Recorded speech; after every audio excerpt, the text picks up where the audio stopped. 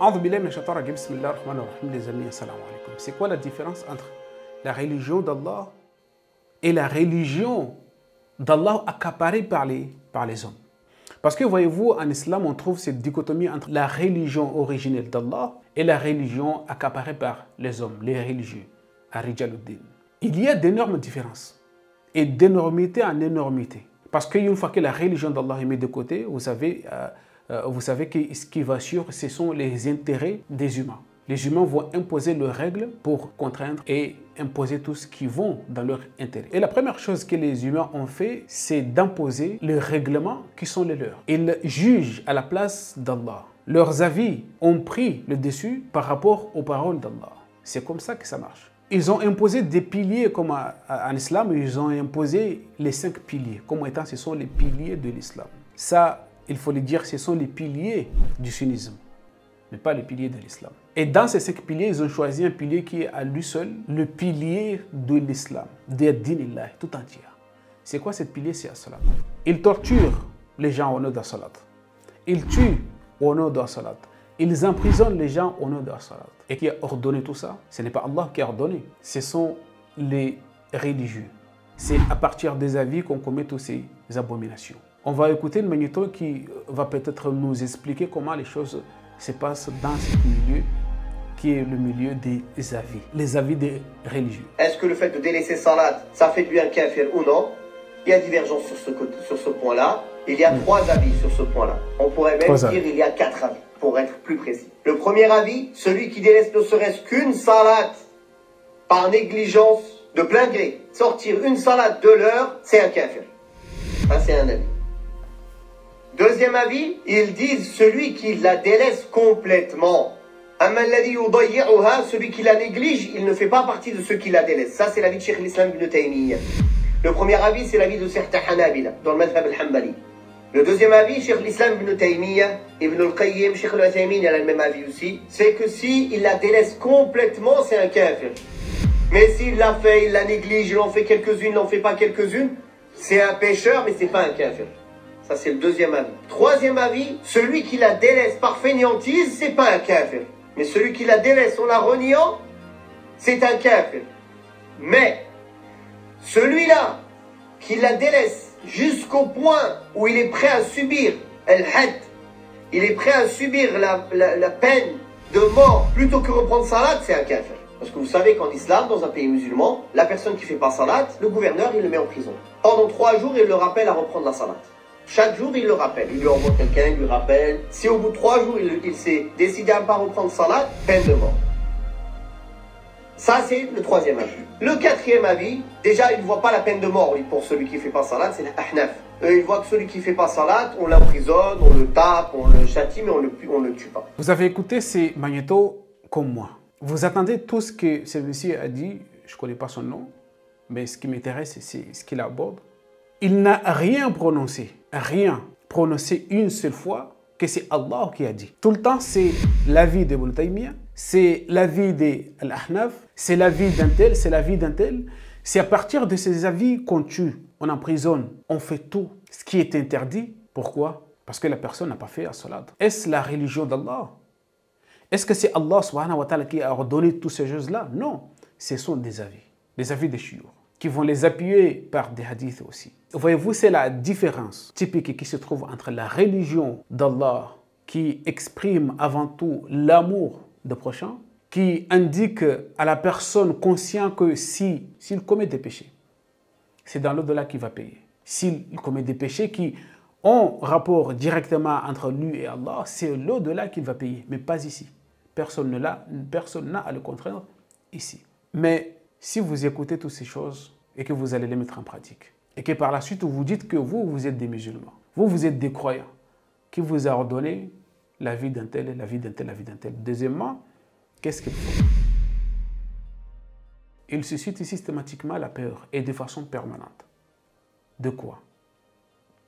Que au jour dernier, que si vous arrivez ces jours-là avec tous les amal salih, les actions, les bienfaits que vous avez fait dans ce monde, mais il y a dans votre salat quelque chose qui manque, ce qui veut dire que le salat n'est pas complet. À ce moment-là, tout ce que vous avez fait comme bienfait sont voués à la disparition, sont vaines. Pourquoi? Parce que cela n'est pas complet.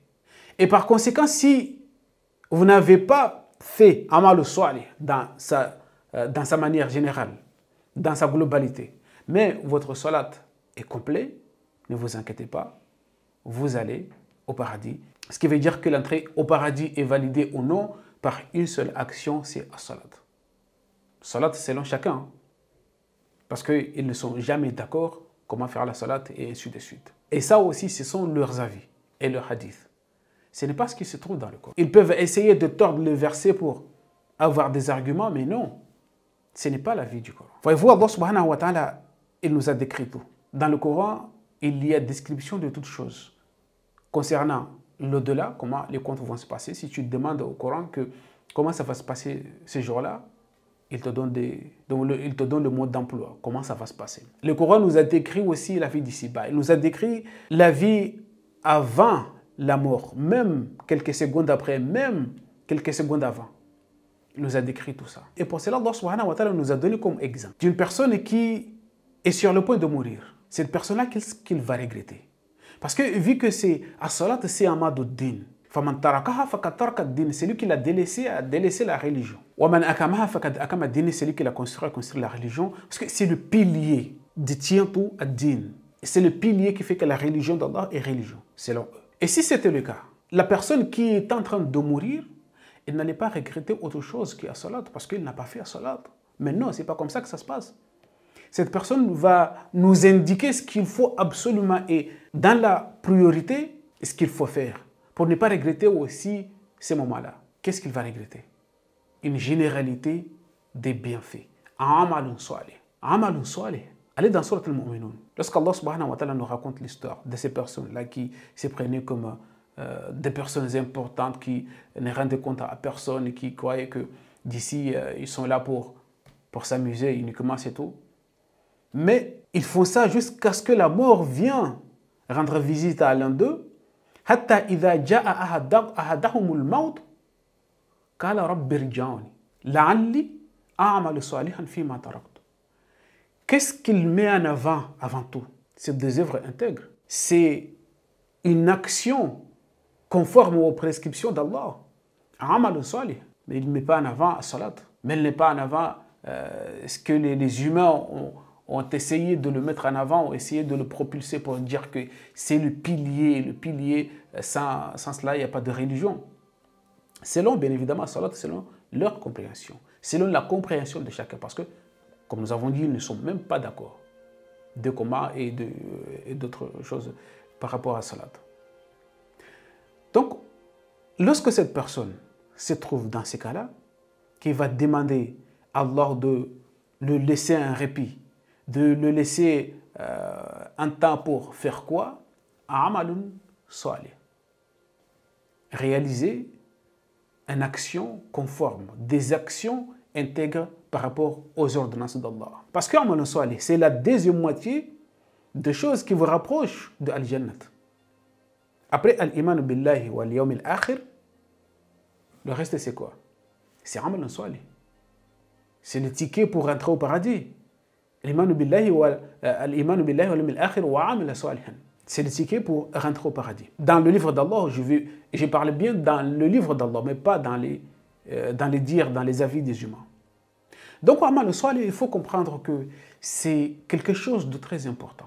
Donc, Amal Salih, si vous comprenez ce que c'est que Amal Salih, l'importance de Amal Salih, des œuvres intègres, des actions conformes aux prescriptions d'Allah, si vous comprenez ça, vous n'allez pas être dupé. Allah subhanahu wa ta'ala nous a dit que la terre, qui seront les héritiers de la terre, وَلَقَدْ كَتَبْنَا فِي الزَّبُورِ مِنْ بَعْدِ الذِّكْرِ أَنَّ الْأَرْضَ يَرِثُهَا عِبَادِيَ الصَّالِحُونَ. Nous avons mentionné cela dans Az-Zabour, avant Ad-Dhikr, que les héritiers de cette terre, de la terre, ne seront que les adorateurs d'Allah qui font Al-Amal Salih, qui se conforment aux règles, aux prescriptions d'Allah.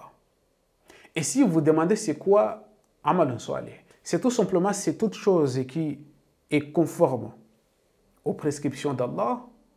Cette chose c'est une action salih. Et si une personne, c'est une personne musulmane. Parce que imaginez si on va prendre quelques exemples quelque chose qui est salih par rapport à une chose qui n'est pas salih. Prenez tout simplement un agriculteur, quelqu'un qui cultive la terre. Et il a planté des tomates, il a planté des légumes, des choses qui poussent tout simplement. Mais dès lors que parmi ces tomates, il y a des tomates qui commencent à pourrir, qu'est-ce qu'il fait? Est-ce qu'il va les laisser avec les autres pour qu'ils pourrissent aussi les autres? Non. Parce que ces tomates-là ne sont pas solides, ne sont pas intègres, ne sont pas conformes. Il va les enlever, les jeter et laisser ceux qui sont solides. Des tomates qui sont solides, des tomates qui sont conformes aux normes, c'est ce qui vont être laissés. C'est comme dans la société. Les personnes qui ne sont pas solides, Allah subhanahu wa ta'ala les a qualifiés de al-fasiqoun, al-mujrimoun, des criminels, des pervers. Toutes ces personnes-là seront automatiquement bannies de la société. Même dans ces sociétés que nous vivons, une fois qu'une personne est mujrim, criminel et fasiq ou pervers, on le met en prison et les autres qui sont solides, on les laisse vivre en paix. C'est exactement la même chose dans l'au-delà. Dès lors que tu viens là-bas avec des amalun ghayra salih, des actions pourries, pourquoi ils sont pourris? Parce qu'ils ne sont pas conformes aux règles. Parce qu'ils ne sont pas conformes aux règles imposées par Allah. Si tu amènes ces actions ces jours-là, ils ne seront pas salih. Parce qu'ils ne viennent pas d'Allah. Par rapport aux personnes qui vont, bien évidemment, venir ces jours-là avec des paquets d'amal salih, ce sont ces personnes-là qui vont hériter la terre. Ibadi as-salihun. Voyez-vous, c'est la différence entre une chose qui est salih et une chose qui n'est pas salih. C'est pourquoi si vous lisez le Coran, vous allez trouver que les prophètes, les messagers, parmi les invocations qu'ils faisaient, c'est qu'Allah subhanahu wa ta'ala les regroupe parmi as-salihin, parmi as-salihun. Quand ils demandent quelque chose, comme Ibrahim, Rabbi ij'alni, Rabbi habli min as-salihin. Yusuf, wa alhaqni bis-salihin. Toutes ces personnes-là, ils demandent d'être parmi as-salihin. Donc ce qu'il faut pour une personne, ça c'est un conseil, comme Allah subhanahu wa ta'ala nous donne des conseils de partout dans le Coran. Ce qu'il faut faire, c'est faire un amal salih. Et amal salih, ce n'est pas compliqué. Ce n'est pas d'aplanir un sommet pour montrer à Allah que toi tu es fort, tu fais amal salih. Non, c'est pas ça. C'est tout simplement la manière de te comporter avec les humains et te comporter envers les humains aussi, la manière de te comporter avec Allah, envers Allah, comment tu te lis avec Allah, comment tu te connectes avec Allah, comment tu te connectes avec les humains pour qu'à la fin tu vis de la façon la plus harmonieuse possible. Lis-toi avec les humains de façon à te rapprocher d'Allah. Et aussi, lis-toi avec Allah directement. Connecte-toi avec Allah directement. Toutes ces manières de vivre, tout ça, c'est ce qu'on appelle amal salih. Parce que l'inverse, c'est tu deviens automatiquement mujrim. Tu deviens automatiquement fasiq. Tu deviens automatiquement mufsid. C'est ça la différence entre toutes ces choses. Mais ce n'est pas que la salat, si elle n'est pas complète. Qui a dit ça? Personne. Vous allez trouver dans les hadiths, dans les avis, dans les quoi, tant de choses qui n'ont rien à voir avec la religion d'Allah.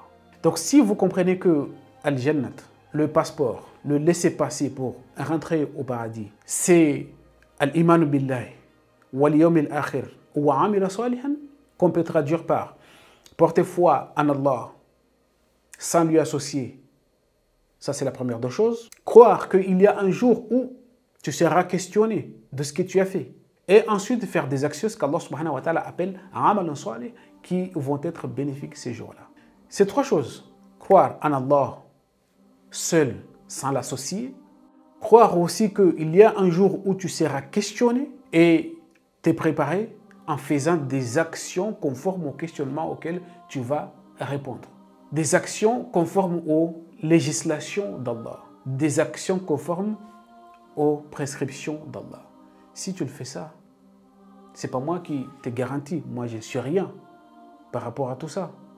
Mais c'est Allah subhanahu wa ta'ala qui a dit que si tu fais ça, al-iman billahi wal yawm al-akhir wa amila salih la khawfun alayhim wa la hum yahzanun. Ces jours-là. Donc dans ces cas-là, c'est à toi de voir si tu te laisses tomber dans le piège de la peur ou réveiller ton esprit critique. Parce qu'une personne croyante, c'est une personne qui pousse à fond son esprit, pousse à fond sa manière de voir les choses. Ce n'est pas quelqu'un qui suit bêtement comme ça. Le suivisme, c'est interdit. Le suivisme aveugle, c'est interdit dans le Coran. Tu n'as pas le droit de suivre comme ça, tout simplement, parce qu'on vous a dit que c'est ça et pas autrement. C'est le contre-modèle coranique, le suivisme aveugle. Il faut que tu comprennes la chose avant de la faire. Il faut que tu comprennes la chose avant de la réaliser. Sinon, ce que tu vas faire, c'est des actions qui ne seront pas salih, des actions khayra salih, des actions non conformes, et tu viens ce jour-là avec toutes ces actions. La première des choses qu'Allah subhanahu wa ta'ala va faire, c'est quoi? Allah subhanahu wa ta'ala ça va le considérer comme des quoi? Des poussières par pied de partout. Voilà. Assalamu alaikum wa rahmatullahi wa barakatuh.